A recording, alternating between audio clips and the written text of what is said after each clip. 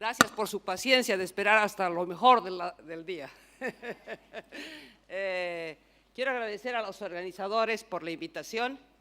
Creo que es un momento muy importante en el país para promover este tipo de actos, y quisiera pedirles que no le tengan tanto miedo al debate. El debate es bueno, debiera haber más debates, no quiere decir que nos vamos a sacar, como en el circo romano, la sangre, no. Yo creo que es una parte muy importante de la democracia. A ver, voy a empezar diciendo lo siguiente. Primero, en el tema político, yo creo que hay dos temas fundamentales que hay que abordar y que me han motivado en parte para hacer lo que estoy haciendo, que es la primera vez en mi vida que no tengo ninguna experiencia en este tema. Lo primero es que el título de este foro es Liderazgo para un nuevo ciclo. Para que haya un nuevo ciclo, tiene que acabar el ciclo actual. Y el ciclo actual es el ciclo del MAS, de los últimos casi 20 años. Yo creo que el MAS, nunca más, jamás. Tenemos que cambiar y empezar un ciclo nuevo. Para eso,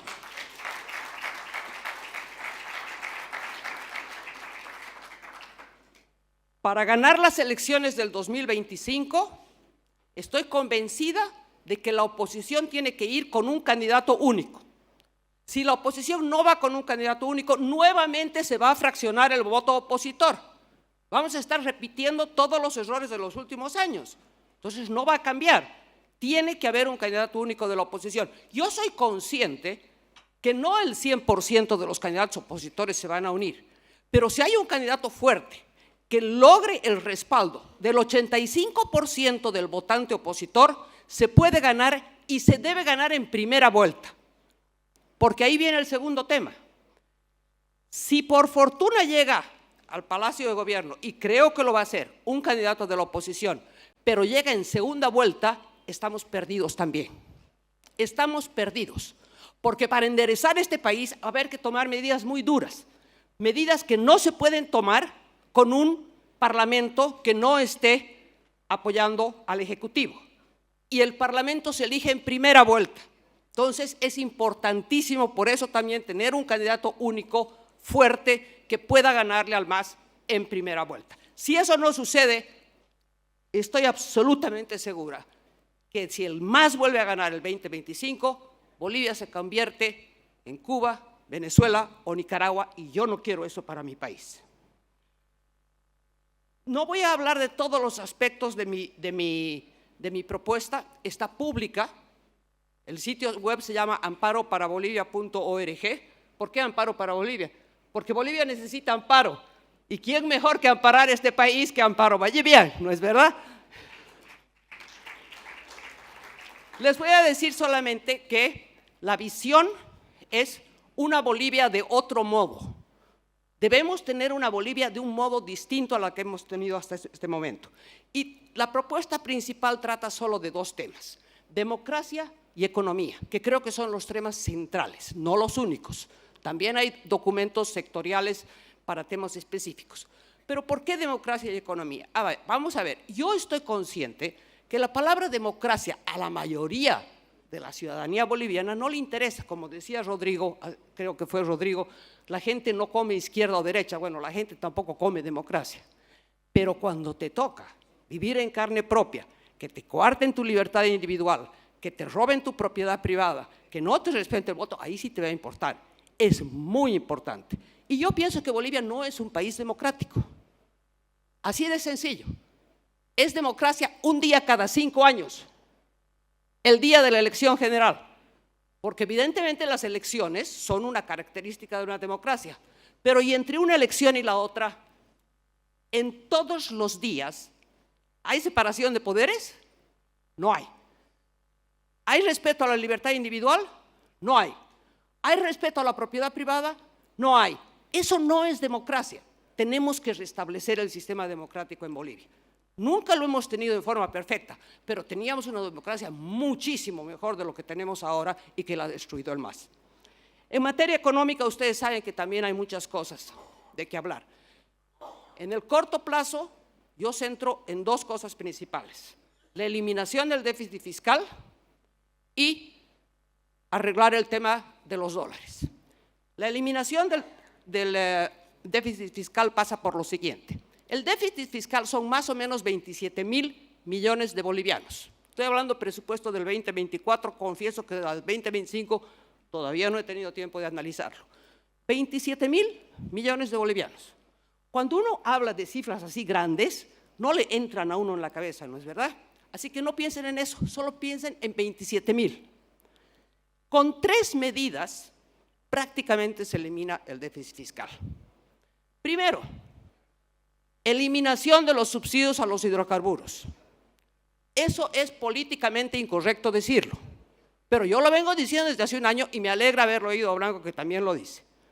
Porque los demás candidatos no lo van a decir, pero si llegan al Palacio Quemado, lo van a hacer, porque es insostenible. Yo prefiero decir las cosas de frente, como son en la realidad y como va a suceder. Lo digan o no lo digan. Con eso se ahorran 10.500 millones de bolivianos. Segundo, las empresas públicas. Cerrar todas las empresas públicas deficitarias. Eso le ahorra al Estado 9.000 millones de bolivianos. Rodrigo Paz dice 60.000. No, no es así. No es porque él está viendo cifras distintas a las mías, sino por lo que no se está dando cuenta es que en el presupuesto se registran tanto los gastos de las empresas públicas como los ingresos de las empresas públicas. Entonces, lo que el Tesoro General le transfiere a las empresas públicas es la diferencia entre los gastos y los ingresos, que son más o menos 9.000 millones de dólares. No son 60.000 a que cierro todas las empresas públicas y ahora voy a tener 60.000 para dar a la educación. No funciona así, ¿ok? Entonces, ya tenemos 10.500 de eliminar subsidios y 9.000 millones de bolivianos de cerrar empresas públicas deficitarias. Y reducir la planilla de sueldos y salarios en un 15%. Eso le ahorra al Estado 7.300 millones de bolivianos. Suman 26.800 millones de dólares. ¿Cuál era la cifra que les pedí que se acordaran? 27.000 menos 26.800. Con esas 3 cositas, el déficit fiscal se reduce del 10% del PIB a menos del 1% del PIB, y sin necesidad de eliminar los bonos sociales, porque el lema de mi campaña es libre mercado con solidaridad social. Yo no estoy proponiendo eliminar los bonos sociales, han dado resultado y tienen que seguir siendo, y no le cuestan al Estado una suma que no se puede financiar. Es más, yo pretendo ampliar el Juancito Pinto al nivel preescolar, pero no quiero detenerme en eso. Obviamente que estoy de acuerdo en que hay que achicar el Estado, el déficit fiscal pasa por eso, pero también hay que apoyar a la iniciativa privada. Hay que traer la inversión extranjera, no solamente para que entren dólares en este país, sino porque hay que restituir todas las reservas de hidrocarburos que heredó el MAS y las despilfarró. Porque hay que traer inversión extranjera para poder explotar el litio de una forma sostenible, competitiva y real, porque nos hemos tirado 1.000 millones de dólares en varios proyectos y no exportamos ni siquiera 15 millones de dólares de cloruro de litio. O sea que, no, estoy de acuerdo que tenemos que tener una economía abierta a la inversión extranjera, eliminar todas las trabas a las exportaciones el día 1, eso se puede hacer por decreto. No entiendo cómo un gobierno que está sufriendo por dólares, todavía sigue poniéndoles trabas a las exportaciones. Es que es totalmente irracional, perdónenme. ¿Cómo se soluciona el tema de los dólares en este país? Lo que está sucediendo en Bolivia es que hay más demanda de dólares que oferta de dólares. A 7 bolivianos por dólares, hay mucho más gente que quiere comprar dólares que gente que quiere vender dólares a ese precio. Entonces, para equilibrar el tema de los dólares, tienes que atraer dólares, que entren dólares en la economía boliviana. ¿Y de dónde entran los dólares a la economía boliviana? 3 fuentes principales. Las exportaciones. Esa es la fuente más importante. La inversión extranjera, que no solamente te trae dólares. El extranjero que viene a invertir a Bolivia, además de los dólares, te está trayendo tecnología, te está trayendo mercados, está creando empleo. Y tercero, los créditos de la cooperación internacional de libre disponibilidad. Esos sí traen dólares en efectivo al país. Creo también, y hasta donde yo sé, yo soy la única precandidata que tiene propuestas para el sector informal, propuestas concretas. El sector informal no es como dijo Andrónico Branco, que es el 70%, es el 85% de la población activa de Bolivia. Yo no entiendo, yo no soy política, pero ¿cómo un político puede ignorar al 85% de su población? Por favor. Entonces, tienes que tener algunas propuestas para el sector informal. Y yo tengo algunas. Primero, arancel cero. Cero para todo. El día 1, nada de gradualismos. ¿Ok? Y junto con ello, paralelamente, fusionar aduana e impuestos internos en una sola entidad, como se hace en otros países. Segundo, el principal problema de la informalidad no es el sistema impositivo, como dijo Branco. Por eso es importante un debate, me encantaría tener un debate con él sobre eso. El principal problema de la informalidad, y tal vez Johnny se acuerda, porque lo estudió la Confederación de Empresarios Privados, son todas las cargas además de los impuestos. Ser formal es muy caro en Bolivia, porque hay que cumplir con una ley general del trabajo que es totalmente antidiluviana. Es muy caro porque tienes que contribuir al sistema de pensiones, al sistema de salud. Son esos costos lo que impiden que un formal de buena fe se formalice. Solución: menos palo y más zanahoria. El informal no es una persona poco ética, es una persona que no tiene alternativa. Poco ético sería que deje morir de hambre a sus hijos. Eso sería falta de ética. Al informal hay que ayudarlo a formalizar. Si hay un sistema simplificado para impuestos, ¿por qué no puede haber un sistema simplificado para el sistema de salud? ¿Por qué no puede haber un sistema simplificado para el sistema de pensiones? ¿Por qué no puede haber un sistema simplificado para la legislación laboral o las protecciones laborales? Tienes que darle un poco más de zanahoria al informal para que de forma voluntaria se quiera formalizar. Y simplemente para concluir, me hubiera gustado oír preguntas. Creo que también es muy bueno el responder preguntas. Pero como ya les he dicho que tengo mi sitio web, amparoparabolivia.org, ahí ustedes tienen un botoncito de consultas, háganme todas las preguntas que quieran. Incluso si quieren preguntarme sobre cosas que no he tratado en esta breve exposición, temas de medio ambiente, temas de educación, temas de salud, temas de impulso a la minería, los temas que ustedes quieran, por favor, háganme las preguntas y yo se las voy a responder con todo gusto. Muchas gracias. Gracias, Amparo, pero no te salvas de las preguntas. No te salvas. Por favor. Y me voy a permitir, sí, un vaso de agua para Amparo, por favor.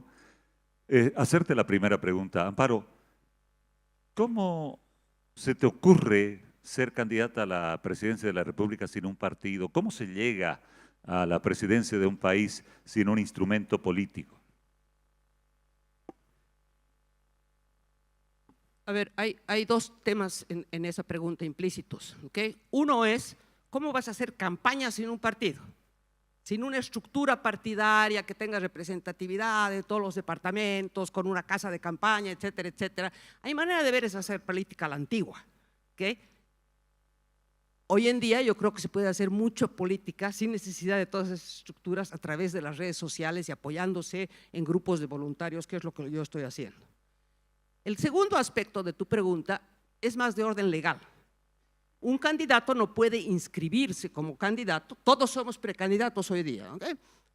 Para inscribirte como candidato ante el Tribunal Supremo Electoral tienes que tener un partido político. Y entonces a mí pregúntenme, ¿y cómo va a ser usted, señora Amparo, si es que no tiene partido político? ¿Cómo se va a inscribir? ¿Cómo se va a habilitar como candidata? Bueno, hay dos posibilidades. O salgo candidata única de la oposición o no salgo candidata única de la oposición. Si salgo candidata única de la oposición, ¿ustedes creen que no van a haber partidos políticos que van a querer que yo sea su candidata?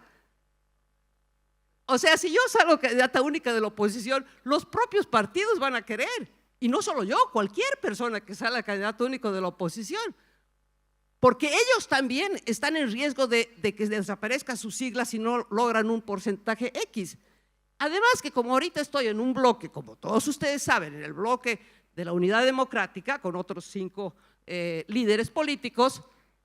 Algunos de ellos tienen sus siglas. Estoy segura que me las van a dar si yo saliera.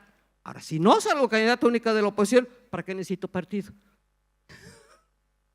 Muy bien. Pedro, por favor.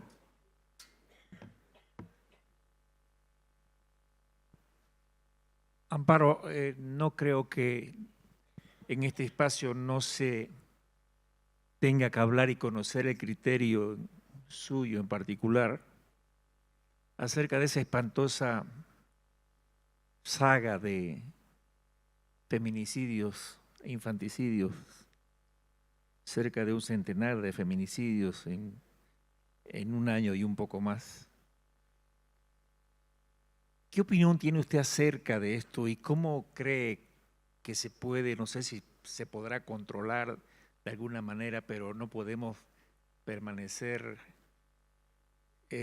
indiferentes ante este terrible flagelo que golpea a las bolivianas en particular? Gracias, Pedro. A ver, yo te invitaría a ti y a todos los que me están oyendo en presencial y por streaming a leer un artículo que publiqué el año pasado, el 8 de marzo, que es el Día Internacional de la Mujer. El día 8 de marzo del año pasado publiqué ese artículo donde se trata sobre ese tema y otros temas relativos a los temas de la mujer. El tema principal, y sobre todo este ejemplo se aplica muy bien, es que existe la legislación en Bolivia. Existen las instituciones en Bolivia para batallar contra este tema.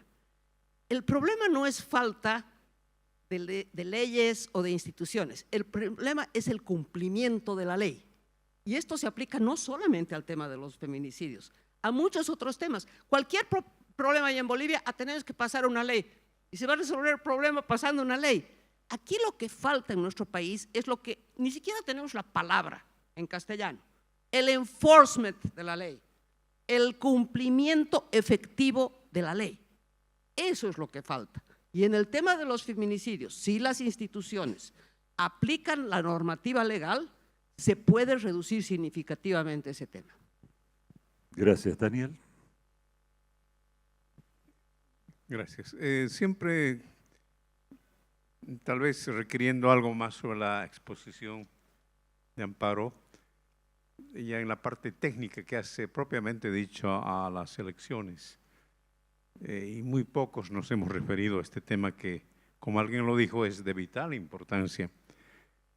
Amparo considera vital el aplicarse el sistema rápido de conteo en estas elecciones, dadas las susceptibilidades que se van incrementando día que pasa. Sí, por supuesto que sí. Y lo considero porque, a ver, una cosa que tiene que saber la población boliviana es que el TREP no es legalmente vinculante. Y el 2019 se anularon las elecciones por el TREP, que era algo que no es legalmente vinculante, pero es una demanda de la sociedad. Levanta mucha sospecha el no tener los resultados rápidos. ¿Entienden? Entonces, para darle certidumbre a la población, creo que es necesario tener el TREP, y no solamente el TREP. Como parte del bloque de Unidad Democrática vamos a hacer un comunicado al Tribunal Supremo Electoral pidiéndole varias cosas, no solamente el tema del TREP, sino el padrón electoral. No se puede, ya no hay tiempo para hacer una auditoría, pero sí se puede hacer una revisión técnica y tenemos sugerencias de cómo hacer esa revisión técnica. El tema de la transmisión de actas a los candidatos al mismo tiempo que las mesas se las transmiten al Tribunal Supremo Electoral. El tema de los equipos biométricos. O sea, hay varios temas relacionados a la transparencia y la celeridad y la credibilidad del proceso eleccionario, y yo creo que esos temas son importantísimos para resguardar el voto, salga quien salga. Dos consultas finales. ¿Cómo enfocaría usted el negocio del litio en Bolivia? A cosas muy generales. Sí.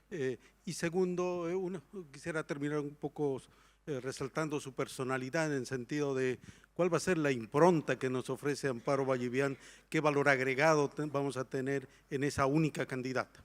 Muchas gracias. A ver, en el tema del litio, como dijo Johnny Nogales al presentarme, yo he sido viceministro de Inversión y Privatización. Yo pienso que el litio tiene que ser con una licitación pública internacional, absolutamente transparente, con las reglas del juego bien marcaditas, con términos de referencia, con inspecciones técnicas y con una evaluación de propuestas que considere tanto el lado económico como el lado técnico, ¿no? La experiencia de la empresa y lo que ofrece la empresa como tecnología y como mercados, etcétera. Estoy convencida que si no hay una licitación pública internacional, eso no va a funcionar nunca de una forma correcta. En el tema de la impronta de Amparo Vallivian, bueno, ahí yo creo dos cosas. La primera es que evidentemente soy mujer y no hay muchos, que yo sepa en este momento soy la única precandidata mujer y en el pasado no ha habido muchas, ha habido algunas, ¿no? Hemos tenido 2 presidentas por sucesión presidencial, pero nunca una elegida, ¿no? Entonces, esa es una primera cosa. Y la segunda es de que yo no le pido a nadie que vote por mí solo porque soy mujer. O sea, ¿ha oído usted mi currículum? Yo tengo 20 años de experiencia en el Banco Mundial. Yo soy PhD en economía. Yo he trabajado en el gobierno de Bolivia. Tengo experiencia en el sector diplomático. Yo he negociado la adhesión de Bolivia a la Organización Mundial del Comercio. Yo he traído a las calificadoras de riesgo. Todo el mundo habla de inversión extranjera. ¿Quién ha sido la persona que ha traído la primera vez a las calificadoras de riesgo a Bolivia? Amparo Vallivian. Yo he invitado a Moody's, a Standard & Poor's para que vengan porque sé que la calificación de riesgo es muy importante para atraer la inversión extranjera. Entonces, por favor, no voten por mí solo por ser mujer, sino porque soy todo esto y además soy mujer. Querida